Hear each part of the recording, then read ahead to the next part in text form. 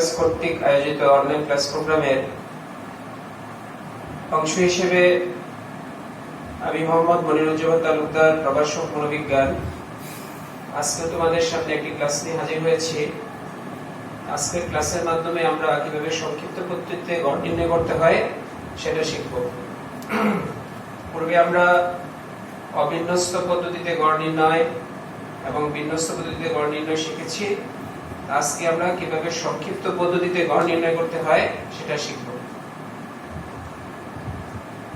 সংক্ষিপ্ত পদ্ধতিতে গড় নির্ণয় করতে হলে আমাদের প্রথম যে কাজটা করতে হবে, তোমরা পূর্বে জেনেছো যে এইগুলা সমাধানের ক্ষেত্রে শ্রেণী ব্যবধান এবং কোন দেওয়া থাকে। এখন আমরা সংক্ষিপ্ত পদ্ধতিতে গড় নির্ণয় করার জন্য যে স্টেপগুলো ফলো করতে হবে, পদক্ষেপগুলো নিতে হবে, পর্যায়ক্রমে এখানে লেখা আছে। তো প্রথম এরকম আমাদের সিএফ বের করতে হবে, এরপরে এক্স মধ্যবিন্দু বের করতে হবে। এখন নতুন একটা জিনিস আমরা দেখতেছি, এখন এটা আমরা এর আগে দেখিনি, ডি মানে বিচ্যুতি। এটা সামনে যখন আমরা সূত্রের ব্যাখ্যা লিখব তখন বুঝতে পারবা, এবং এফ টি গুণ করতে হবে। তো আমরা পূর্বে মধ্যমান ক্ষেত্রে কিভাবে সিএফ নির্ণয় করতে হয় সেটা শিখেছিলাম। সিএফ নির্ণয় করার ক্ষেত্রে সিএফ মানে কি, ক্রমবর্ধিষ্ণু পৌনঃপুন, একটা পৌনঃপুন থেকে আরেকটা পৌনঃপুনের বৃদ্ধি উপর পর্যন্ত কিভাবে হয়েছে এটাকে কি ক্রমবর্ধিষ্ণু পৌনঃপুন বলা হয়। এজন্য আমরা প্রথম সবার নিচের যে পৌনঃপুনটা আছে সেটা লিখব, এটার সাথে পরবর্তী পৌনঃপুন যোগ করে দেব। 3 প্রথম পৌনঃপুন, তারপরে কি 3 এর সাথে 4 যোগ হবে 7, 7 5 12, 12 আর 8 20, 20 আর 6 26, 26 আর 3 29, 29 আর 1 30। আশা করি তোমরা সিএফ ভালোভাবে নির্ণয় করতে পারবা। তো এখন আমরা মধ্যবিন্দু নির্ণয় করব। এটাও আমরা পূর্বে যখন বিন্যস্ত পদ্ধতিতে গড় করেছিলাম তখন এরকম শিখেছিলাম। মধ্যবিন্দু নির্ণয়ের একাধিক সিস্টেমের কথা আমি বলেছি। দুই শ্রেণী ব্যবধানে দুইটা সংখ্যা আছে, দুইটা সংখ্যা যদি যোগ করে 2 দিয়ে ভাগ করে দাও তাহলে কি মধ্যবিন্দু বের হয়ে যাবে। তো এরপরে শ্রেণী ব্যবধান যত হবে তত উপরে যোগ করে যাব। তো এটা হলো 30 আর 34, যদি যোগ করি 64 হয়, আর 2 দিয়ে ভাগ করলে হয় 32, অর্থাৎ এটার মধ্যবিন্দু 32। তো আমাদের এখানে শ্রেণী সীমা বা শ্রেণী ব্যবধান আছে 5, তো 5 করে আমরা যোগ করে যাব। 32 5 37, 37 5 42, 42 5 47, 47 5 52, 52 5 57, 57 5 62। এই পর্যন্ত সকলেই বুঝতে পারছো। এখন আমাদের এই দুইটা নির্ণয় করার আগে আমরা সূত্রটা সম্পর্কে একটু সম্যক ধারণা লাভ করি। আমরা জানি x বার ইকুয়াল টু, সংক্ষিপ্ত পদ্ধতিতে গড়ের সূত্র হলো x bar equal to m plus summation fd by n into i। আমরা সূত্রের ব্যাখ্যাটা একটু লিখি। এখানে x বার ইকুয়াল টু গড়, m হলো আনুমানিক গড়, assume mean, আনুমানিক গড়। আনুমানিক গড় কিভাবে বের করা হয়, বের করতে হয় সেটা আমরা একটু পরে দেখব। আগে সবগুলোর ব্যাখ্যা জেনে নিই। সামেশন তোমরা আগেই জেনেছ, সামেশন মানে যোগফল। f হলো পৌন,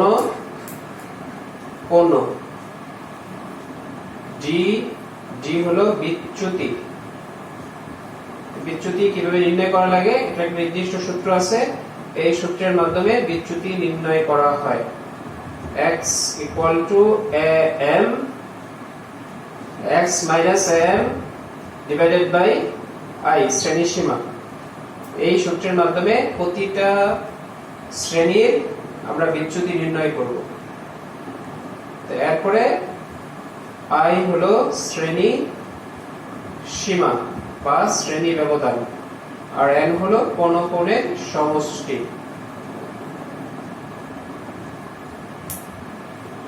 তো তোমাদের বোঝার স্বার্থে আবার বলতেছি, এখানে x বার ইকুয়াল টু গড়, n হলো আনুমানিক গড়। আনুমানিক গড় কিভাবে নির্ণয় করতে একটু পরে আমরা দেখতেছি। সামেশন যোগফল f পূর্ণবর্ণ d বিচ্যুতি, বিচ্যুতির একটা নির্দিষ্ট সূত্র আছে x m equal divided by i। i হলো শ্রেণী সীমা আর n হলো পূর্ণবর্ণের সমষ্টি। এই পর্যন্ত আশা করি তোমরা বুঝতে পেরেছো।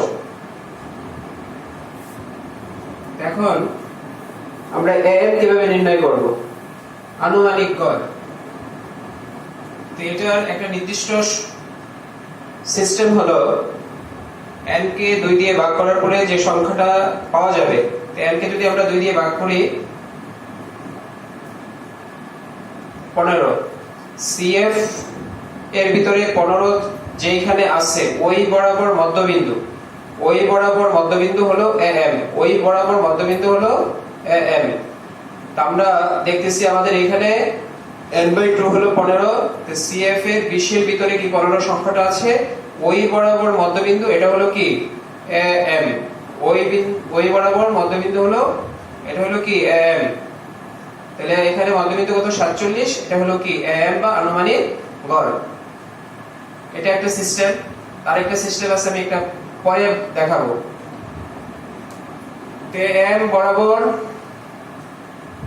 বরাবর d সবসময় কি হবে, 0 হবে। am বরাবর সবসময় কি d 0 হবে। উপরেরটা হবে +1, নিচেরটা +2, নিচের উপরেরটা +3, এভাবে কি যেতে থাকবে।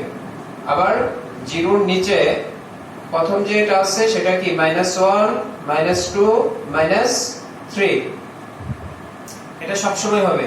এটা আমরা যদি প্রমাণ করে দেখাতে চাই, আমরা d এর ক্ষেত্রে d এর যে সূত্রের ব্যাখ্যা লিখছিলাম সেখানে আমরা কি একটা সূত্র লিখছিলাম x am divided by i। তাহলে আমরা এই যে শূন্য হইছে এটা আমরা প্রমাণ করে দেখাইতে পারি। তো এই বরাবর x কত, এই বরাবর x হলো 47, মধ্যবিন্দু 47। আমরা আনুমানিক গড় ধরছি কত 47, আনুমানিক গড় কত 47। n এর মান কত, i এর মান শ্রেণী ব্যবধান 30 থেকে 34 5। তো 47 থেকে 47 যদি আমরা বাদ দেই তাহলে হবে কি 0। তো 0 কে যদি 5 দিয়ে ভাগ করা হয় তাহলে কি 0। তো অর্থাৎ m বরাবর যে dটা সেটা সবসময় কি হবে 0 হবে। m বরাবর d যেটা সেটা সবসময় কি 0 হবে। আমরা 1 কিভাবে হইলো +1 এটা আমরা দেখতে পারি প্রমাণ করে।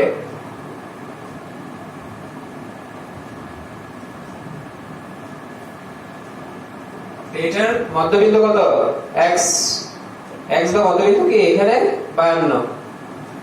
আমরা m ধরছি কত, ওই যে বলছিলাম m কে 2 দিয়ে ভাগ করার পরে CF এর যে সংখ্যার ভিতরে এই সংখ্যাটা থাকবে ওই বরাবর মধ্যবিন্দু কি m। তাহলে m কত 47, ওই 47 আমরা 52 থেকে বাদ দিব, শ্রেণী ব্যবধান 5। তো 52 থেকে 47 বাদ দিলে 5 অর্থাৎ 1। তাহলে কি আমরা এটাও প্রমাণ করে দেখাইতে পারলাম। তারপর আমরা আরেকটা দেখাই প্রমাণ করে। এখানে মধ্যবিন্দু আছে কত -3, কিভাবে হলো -3 কিভাবে হলো। তো -3 যে হইছে ওই বরাবর মধ্যবিন্দু কত 32, আর আমরা m ধরছি কত 47। m সব সময় কি একই ধরনের থাকবে, প্রত্যেকটার ক্ষেত্রে m একই। তো 32 - 47 শ্রেণী ব্যবধান কত 5। তো 32 - 47 -15 15। তো 15 কে যদি আমরা 5 দিয়ে ভাগ করি তাহলে -3। আশা করি তোমরা বুঝতে পারছো, এত জটিলভাবে বোঝার দরকার নাই। সহজভাবে আমরা m নির্ণয় করার পরে ওই বরাবর d টা কি হবে 0 হবে, উপরে হবে +1 +2 +3, নিচে হবে -1 -2 -3। উপরে +1, 0 এর উপরেরগুলো হবে কি +1 +2 +3, নিচেরগুলো হবে -1 -2 -3 সব ক্ষেত্রে। অর্থাৎ m নির্ণয় যদি কেউ করতে পারে পরবর্তীতে ডি নির্ণয় করা অত্যন্ত সহজ। এটা ক্যালকুলেশন না করেও আমরা কি m বরাবর 0 বসাবো, তারপরে কি +1 +2 +3, এরপরে -1 -2 -3 নিচের গুলা। আশা করি এরকম বুঝতে পেরেছো। এখন আমাদের কাজ হবে f এবং d গুণ করা। f মানে 15 15, d মানে বিচ্যুতি। তাহলে 3 একে 3, 3 দুগুণে 6, 6 একে 6। তো 0 কে যদি 8 দিয়ে পূরণ করি তাহলে কি এটা 0ই। তো -5, 5 রে -1 দিয়ে গুণ করলাম, 4 রে -2 দিয়ে গুণ করলে হবে -8, আর এটাকে -3 দিয়ে গুণ করলে হবে -9। তো এখানে আমাদের ক্লাসের কত হইল? 6 3 9 6 15, আর এখানে মাইনাসের হলো 8 5 13 আর 9 22, মাইনাসে 22। এখন আমাদের কি সামেশন fd বের করতে হবে। সামেশন fd 15 থেকে -12 যদি বাদ দেই তাহলে আমাদের হবে -7।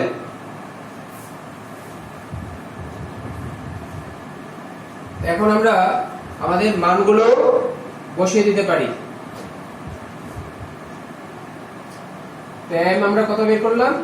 m হলো 47, সামেশন fd -7,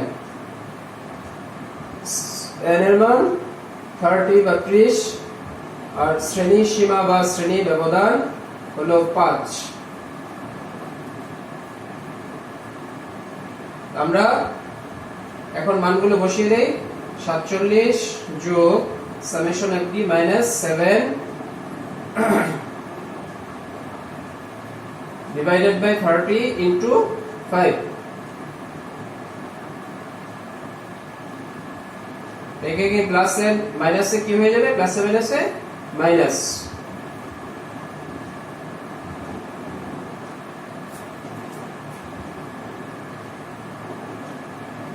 এখন 5 7 35।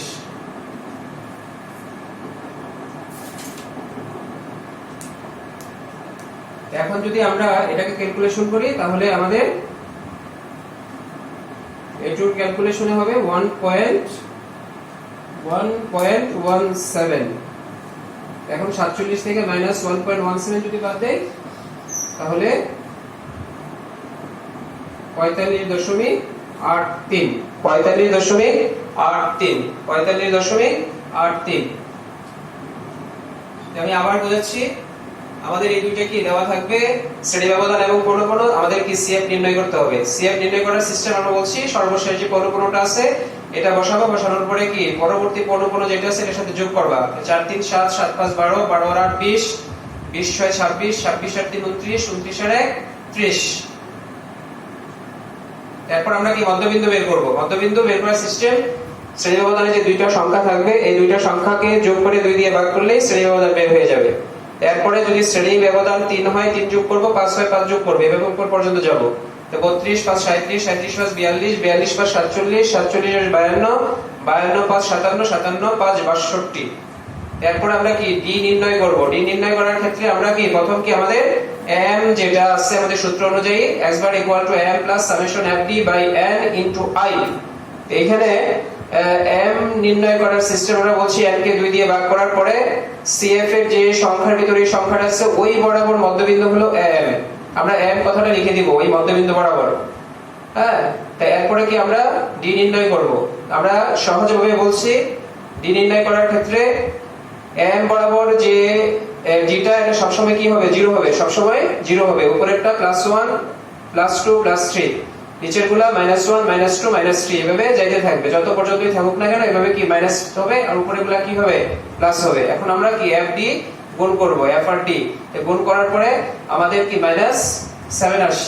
আমরা সূত্র অনুযায়ী মান বসাই দিছি। মান বসানোর পরে কি 45.83 রেজাল্ট হয়েছে। আমাদের নির্ণয় গড় হলো 45.83।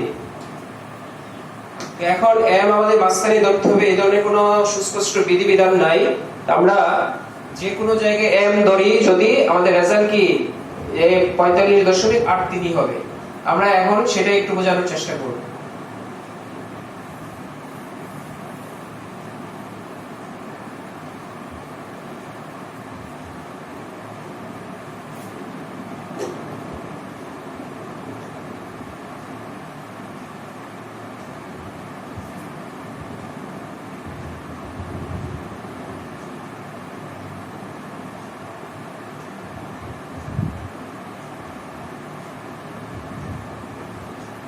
মনে করো আমরা 62 কে am ধরলাম বা 32 কে am ধরলাম।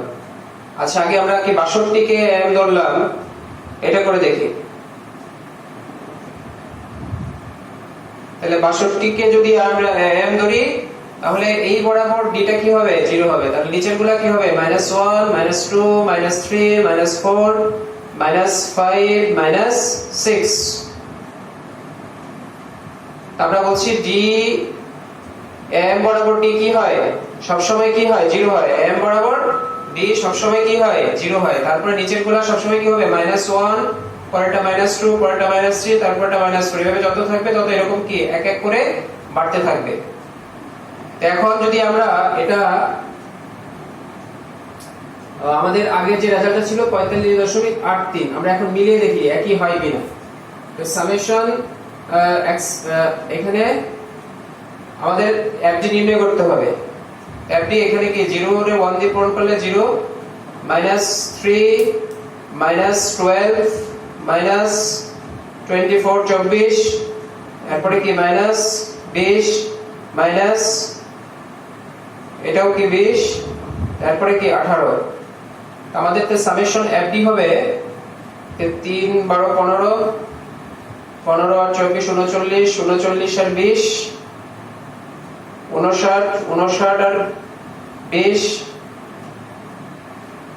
79 79 আর -18 -18 হলো 97 অর্থাৎ -97। তাহলে আমাদের এখানে m কত হবে আমাদের m হবে 62 আর সামেশন fd হলো 97 n হলো 30 i হলো 5। এটার যোগটা আবার একটু দেখে নেই 12 3 15 15 আর 24 39 39 59 59 79 79 হ্যাঁ 97 ঠিক আছে। সামেশন m এর মান আমরা কত পেয়েছি 62 যোগ সামেশন fd 97।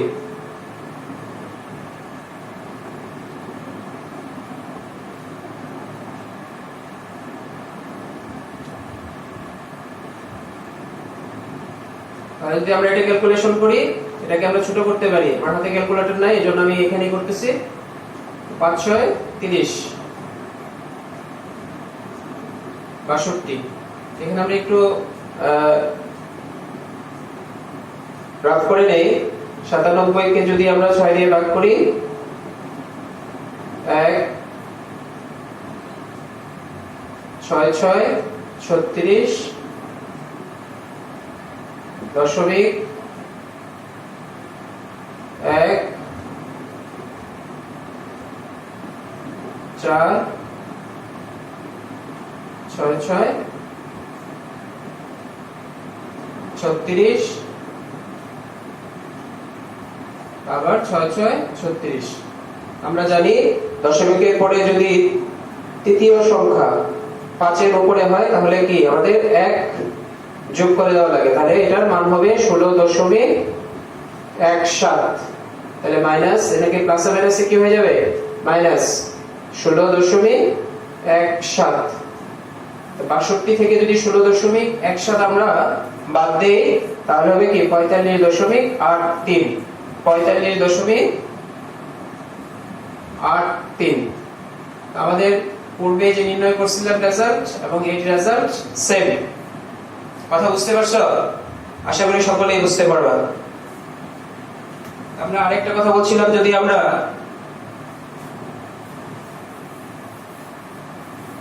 32 এ যদি am ধরি 32 এ যদি আমরা am ধরি তাহলে রেজাল্ট কি ওই সেম একই হবে।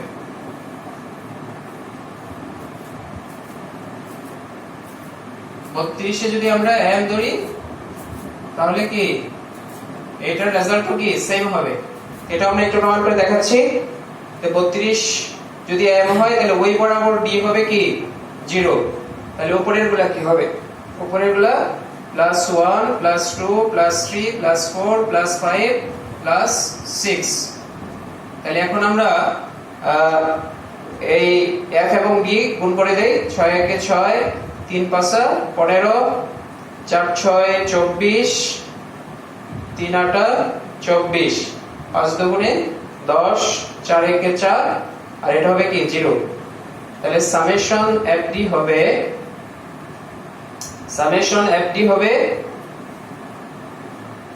5 6 আর 15, 21, 21 আর 48, 21 আর 48 কত? 21 আর 48 69, 69 48 63, 69 69 আর 10 79, 79 আর 4 83। আমাদের সামেশন fd হলো 83। সামেশন fd হবে কি 83।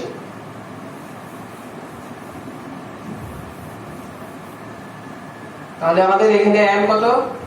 32, সামেশন fd 83, n এর মান ইকুয়াল টু 30 আর i হলো 5। তাহলে আমরা মান বসিয়ে দেই। 32 যোগ 30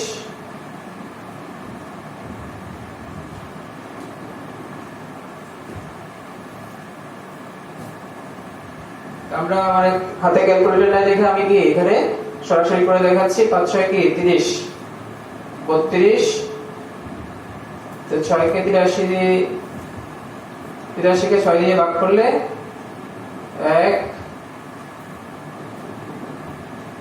3 6 18,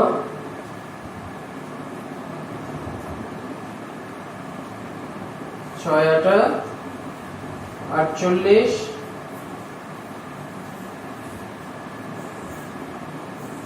3 6 18।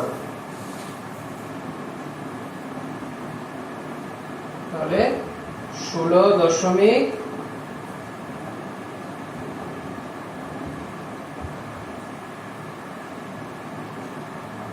13.83। তাহলে আমরা এটা যদি যোগ করি 45.83, তাহলে আমাদের এই রেজাল্টের সাথে সেম একই হলো।